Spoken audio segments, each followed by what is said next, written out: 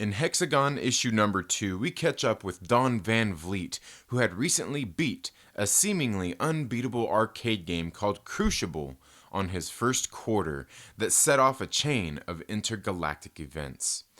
Don and his friends Axel and Clyde are out enjoying their revels at the local mall when they are confronted by a couple of local tough guys.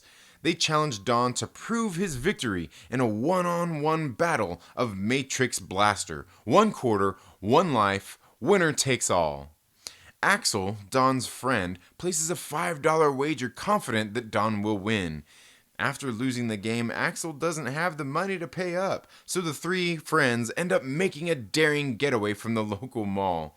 When Don returns home, he is surprised to find that his father has returned home early from his business trip. So, having a conversation with his father, Don explains that he had snuck out the night before and how he had beat Crucible. And Don is quite surprised when his father seems worried and not upset. Moments later, the Van Vliets have some unexpected visitors.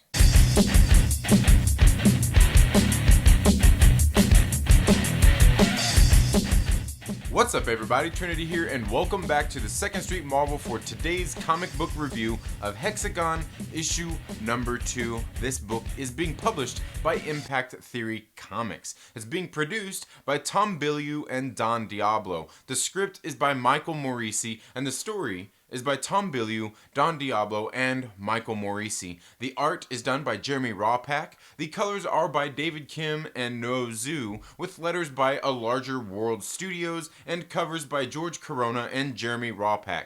Now, yes, I realize there are quite a bit of people in on the production of this book, but like I said, this is being produced and published by Impact Theory Comics. And if you don't know who Impact Theory is, I highly suggest you go check out their website and check out the books that they have to offer. They are a really great company, and they have put out 2 titles so far in their comic book publishing line. The first one being Neon Future, which was one of my favorite books of last year, and their second one being Hexagon, and now we are on issue number 2. And I've got to tell you guys, I really enjoy what Impact Theory does, the whole point of their company, and even their publishing line with their comic books. These books are very, very beautiful books. Now, Hexagon is a book that is supposed to be aimed at younger readers, and I've got to tell you, they are doing an excellent job there with writing a good story that I think a lot of younger readers would like. But while their aim is at younger readers, obviously, they are also looking for a larger audience, and I got to tell you myself, I quite enjoyed this story.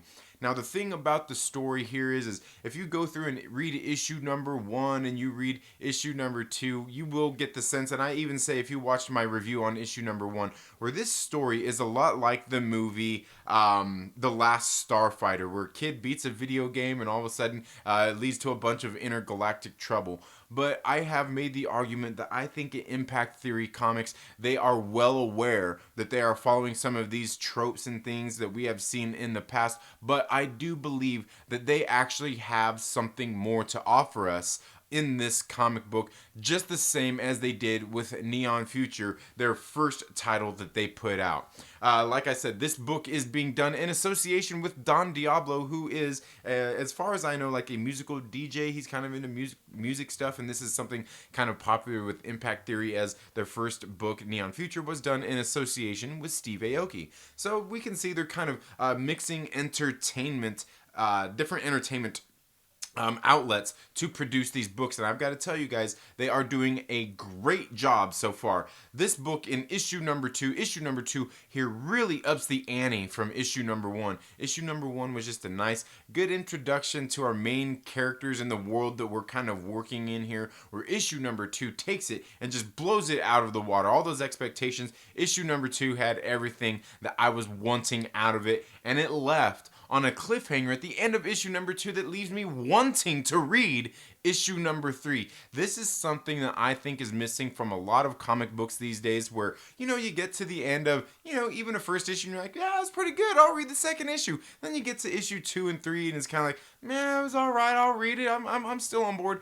This issue number 2 ends in a way that I cannot wait next month for issue number 3 to come out. Now, the art in this book is absolutely beautiful. I couldn't quite place my finger where the art falls here, but I've got to say the art by Jheremy Raapack is absolutely beautiful, along with the colors by David Kim and Nozu. They do a great job. This is like a perfect marriage of artists coming together to make these books, and this same team actually did Neon Future, and you go and look at it, it's beautiful. This book right here, Hexagon, kind of has the art, it looks a little bit more like an anime style, kind of like a manga style, but maybe like a little, maybe Americanized, because it's very beautiful. It pops off the page with such vibrant colors. The color palettes they are using here are very beautiful. I love the art in this book. It's very beautiful. Even if there wasn't a story here, you can see that the art in itself is just very well done. We can see that the artist, the colorist, and everybody here has put a lot of work into these books. And if you go to Impact Theory, like I said, go to their website. There should be links down in the description of this video, if not in the comments section, where you can go and check it out, because I love what Impact Theory does. I love the mission of their company, and I love the titles that they are pumping out here out of Impact Theory Comics. So I would highly suggest go out and read Hexagon issue number 1 and go out and read Hexagon issue number 2. This book was only 99 cents on Impact Theory's website. You can also find it on Comixology and all those other digital platforms as well, I'm quite sure. And I can't wait for issue number 2 to come out in the physical copy. As we all know, comic shops or comic books are currently not being distributed in print right now. And I can't wait to get my hands on these issues. And you know what? Honestly, I'm probably going to end up doing some giveaways on this book as well, the same as I did on Neon Future. But let me know down in the comments below. Have you read Hexagon issue number 2? Have you read Hexagon at all? If not, why not? Let's talk down in the comments below. That's all I have for this video today, folks. Thank you all so much for tuning into the Second Street Marvel. If you're not already, please make sure you're subscribed, click the little bell and all of that good stuff. You know how this is done. Give this video a thumbs up if you like it. Give it a thumbs down for whatever reason that people leave thumbs down for. I don't know. But make sure that you share it with a friend and invite them to come hang out with us here on the Second Street Marvel. You all have a very good day. Have a great rest of your week. Go out and read some awesome comic books, and we'll see you in the next video. Later.